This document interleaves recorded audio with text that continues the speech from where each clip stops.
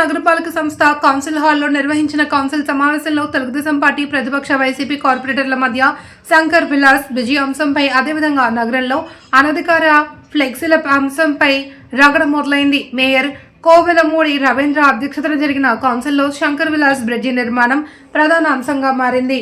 YCP corporator చాలా వెంకటరెడ్డి శంకర్ విలాస్ బ్రిడ్జిని అనవసరంగా హడావుడిగా తొందరపడి మొదలుపెట్టారని కమిషనర్ను ప్రశ్నించగా కమిషనర్ శ్రీనివాసులు మాట్లాడుతూ కేంద్ర మంత్రి పెమ్మసాని చంద్రశేఖర్ చొరవతో డిపిఆర్ అప్రూవల్ అయిన తర్వాతే శంకర్ విలాస్ బ్రిడ్జి పనులు నిర్మాణ పనులను వివిధ శాఖల అనుమతులు వచ్చిన తర్వాతే మొదలు పెట్టడం జరిగింది అని కమిషనర్ తెలిపారు.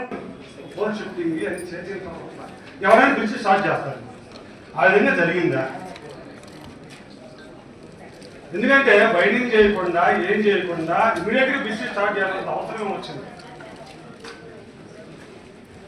అలాగే బ్రిడ్జ్ నిర్మాణ సమయంలో ఇప్పుడు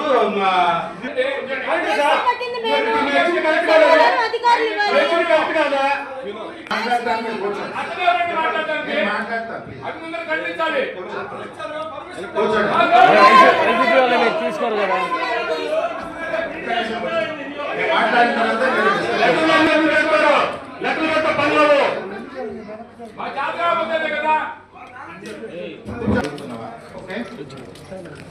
తర్వాత రోడ్డు వైండింగ్ పూర్తి చేసి అన్ని అనుమతులతో బ్రిడ్జ్ నిర్మాణం మొదలు పెట్టారా లేదా? బ్రిడ్జ్ నిర్మాణం ఎన్ని ప్లాన్లు మార్చారు? ప్రస్తుతం ఏ ప్లాన్ ప్రకారం నిర్మాణం జరుగుతున్నది? ఈ బ్రిడ్జ్ నిర్మాణం నిదానంగా జరగడం వల్ల గుంటూరు నగర ప్రజలకు ట్రాఫిక్ కష్టాలు విపరీతంగా ఉన్నాయి. వాటిని మీరు ఏ విధంగా అధిగమిస్తారు? మీరు తీసుకున్న చర్యలు ఏమిటి? అన్ని వివరంలో తెలుపగలరు. ప్రస్తుత ప్లాన్ ఒక క్లారిటీ ఇస్తాను. వెంకటరెడ్డి గారు, ఇప్పుడు బ్రిడ్జి నిర్మాణం సంబంధించినంత వరకు అందరికి తెలియాలి, గుంటూరు నగరపాలక సంస్థ పాత్ర ఏంటంటే ఏదైనా ఒక ఇయర్బీలో రైల్వే డిపార్ట్మెంట్కి దీనికి సంబంధించి సహచార సభ్యులకు అధికారులకు అందరికీ కూడా నమస్కారాలు. ఈరోజు ప్రత్యేకంగా కౌన్సిల్ దృష్టిలో పెట్టిన అంశం ఏంటంటే గుంటూరుకు కార్పొరేషన్కి ఆనుకొని ఉన్నటువంటి 11 పంచాయతీల్ని ప్రతిపాదనల్ని సభ ముందు ఉంచుతున్నాను. ఇక్కడ దాదాపుగా ఈ 11 గ్రామ పంచాయతీలు ఏవంటే ఒకటి జొన్నలగడ్డ, దాసుపాలెం, గొర్రవారిపాలెం, చిన్నపలకలూరు, మల్లారం, తోకవారిపాలెం, తురకపాలెం, తలవారిపాలెం, లాల్పురం, ఓబులనాయకపురం. ఈ 11 గ్రామ పంచాయతీలు కూడా గుంటూరు కార్పొరేషన్లో కలపడం అన్నటువంటి ప్రతిపాదన ఆయా గ్రామ పంచాయతీల నుంచి రావడం అనేటువంటిది జరిగింది. దాని మేరకు జిల్లా పంచాయతీ అధికారి ఆ ప్రతిపాదనలు గౌరవ కమిషనర్ గారు కూడా గత కౌన్సిల్లో ఈ ప్రతిపాదన చర్చించడం కూడా జరిగింది. అయితే ఇటీవల గౌరవ మేయర్ గారి సమక్షంలో గౌరవ శాసనసభ్యులు దీనికి సంబంధించి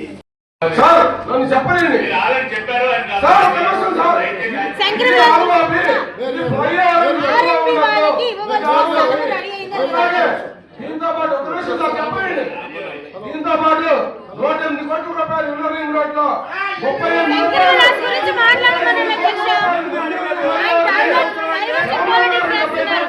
30 కోట్లు సార్, కదపాలూరులో 40 కోట్ల రూపాయలు, inner ring road third phase లో 22 కోట్ల రూపాయలు పెట్టి టెండర్లు పిలిచారు.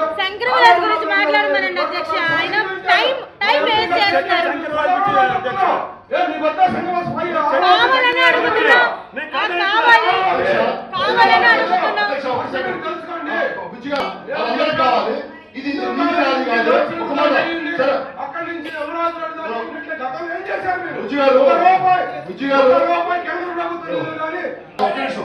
అలాగే ఇప్పుడు మీరు ఇంకొక అంశాలు మాట్లాడుతున్నారు, దాని మీద కూడా చర్చ పెట్టండి, మాట్లాడదాం. ఇప్పుడు నేను అడిగేది ఏంటంటే అధ్యక్ష, ఇది డిపిఆర్ తయారు చేసింది ఏ department? R and B department. R and B department నగరపాలక సంస్థకి ఒక కాపీ ఇచ్చుంటారు. ఆ ఇచ్చినటువంటి కాపీ గౌరవ సభ్యులకి అందరికీ ఏమన్నా సప్లై ఇచ్చాము. పెట్టింది ఆయనే ఆయనకి ఇచ్చింది. ఒక్క నిమిషం వాళ్ళు చెప్పింది కూడా కదబ్బా. ప్రజలకు సమాధానం చెప్పాల్సిన బాధ్యత మీ మీద ఉంది, మా మీద ఉంది. ఇది స్పష్టం. గుంటూరు నగర ప్రజలకు సంబంధించిన సమస్య ఇది డైవర్షన్ వద్దు. డిపిఆర్ R&B వాళ్ళు తయారు చేశారు. తయారు చేసినటువంటి డిపిఆర్ ఆ కార్పొరేషన్కి వచ్చింది. వచ్చినటువంటి కాపీని దయచేసి మీ అధ్యక్షతలో తలా ఒక కాపీ ఇవ్వండి. ఒకటి. రెండు, రైల్వే వాళ్ళకి సంబంధించి ఎక్కడెక్కడైతే పర్మిషన్స్ ఉన్నాయో ఎందుకంటే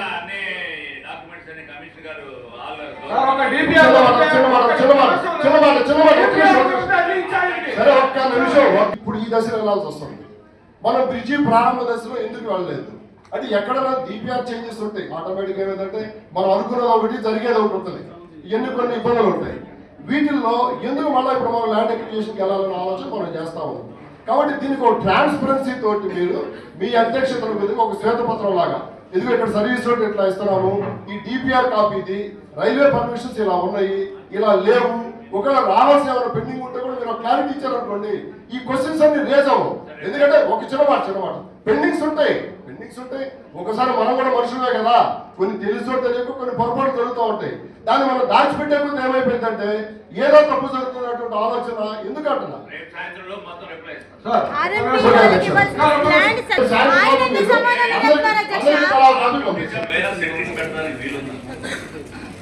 ఇది సెంటరింగ్ పెట్టి దీనికి దానికి మినిమం 9 feet 10 feet హైట్ ఉంది కాబట్టి ఆ పైన కంప్లీట్ అయినాక దీన్ని నిర్మాణం చేయాలి. అట్లాంటి ఒకసారి ఈ రైల్వేకి ఇబ్బంది లేకుండా అంటే నేను చూడడం వాటికి పోయినా.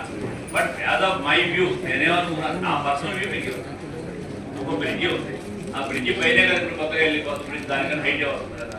దీన్ని ఒక అంత లెంత్లు రైల్వే ట్రాక్ మీద పెట్టి ఆ పవర్ లైన్స్ మీద పెట్టి సెంటరింగ్ ఐరన్ సెంటరింగ్ పెట్టి దాన్ని మళ్ళీ అంటే నేను కూడా క్లారిటీ తీసుకొని చెప్తాను అన్నాడు.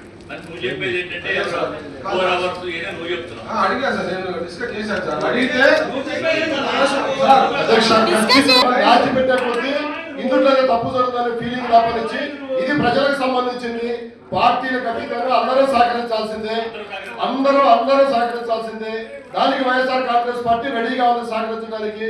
ఇక్కడ మనం ఏమీ ముసుగొద్దు. మనకి ఎక్కడైనా లోపాలు ఉన్నాయి, ఇబ్బందులు ఉన్నాయి, మాట్లాడుకుందాము. దాన్ని ఎలా అధిగమించాలో ముందుకెళ్దాం. అల్టిమేట్ గా వచ్చేటప్పటికి ఇక్కడ ఏమవుతుందంటే ప్రతిపాటు కావచ్చు. చిన్నమాట అధ్యక్ష, ఇటు చూడండి ఒక చిన్నమాట. ఇటు రూరల్ నుంచి వచ్చేటప్పటికి టౌన్ అంటే కింద మీద పడతా ఉంటారు.